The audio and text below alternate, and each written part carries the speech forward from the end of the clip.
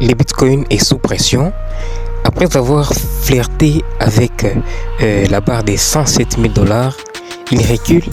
Mais est-ce le calme avant la tempête? Dans cette vidéo, on va faire le point sur les dernières actualités du Bitcoin, chute du prix, ETF, signaux d'achat et tensions politiques. Restez bien jusqu'à la fin, vous allez voir pourquoi certains prédisent que le Bitcoin pourrait toutefois aller jusqu'à la barre des 112 000 $ très bientôt. Alors commençons par le plus important, le Bitcoin aussi toujours autour des 102 800 en baisse et après avoir touché les 107 000 $ en début de semaine. Donc attention, ce n'est peut-être qu'un repli stratégique. Les analystes surveillent de très près la zone des 105 et des 102 000 $, considérée comme un seuil critique. Au rebond au-dessus des 104 800 pourrait relancer la machine haussière.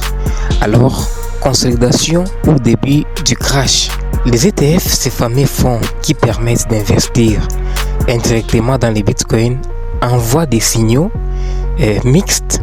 Du côté des Fidelity, donc 22,8 millions de dollars américains ont été injectés dans leur ETF, le Bitcoin précisément, en une seule journée.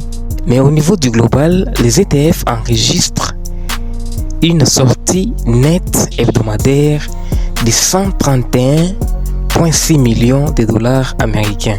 Les institutions hésitent prudence face à la volatilité ou simple prise des profits après la montée catastrophique notée précédemment dans les derniers jours. Le signal H rebond, un appel à l'achat. Et bien un indicateur très suivi vient de clignoter. Les H rebond. C'est la troisième fois en 2025 qu'il déclenche un signal d'achat. Ce signal est basé sur les taux de hachage du réseau Bitcoin. Quand les mineurs reprennent fortement l'activité après une baisse. C'est souvent annonciateur d'un mouvement haussier à venir. Historiquement, cet indicateur a bien fonctionné, de quoi faire frémir le bulle. Petit détour politique, les crashs entre Elon Musk et Donald Trump agitent les marchés. Le temps est monté ces dernières 24 heures et le Bitcoin a brièvement plongé sous la barre de 101 000 $.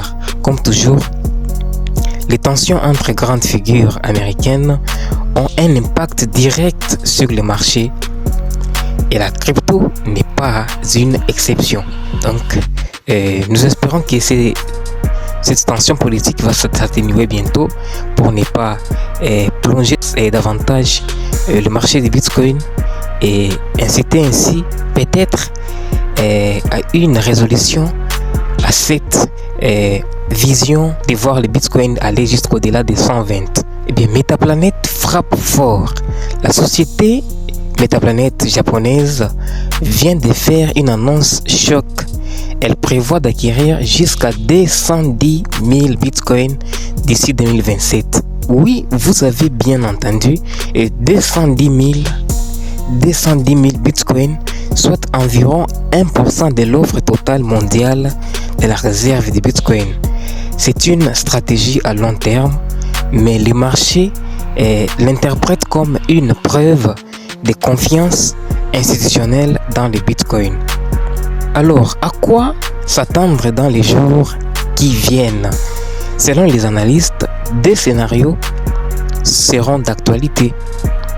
Un rebond vers la barre des 105 000 $, puis la barre des 112 000 $ si la Fed annonce une détente monétaire, ou bien un plongeon vers la barre des 94 000 $, soit une chute qui sera bien remarquée, la zone des rachats potentiels avant un nouveau départ.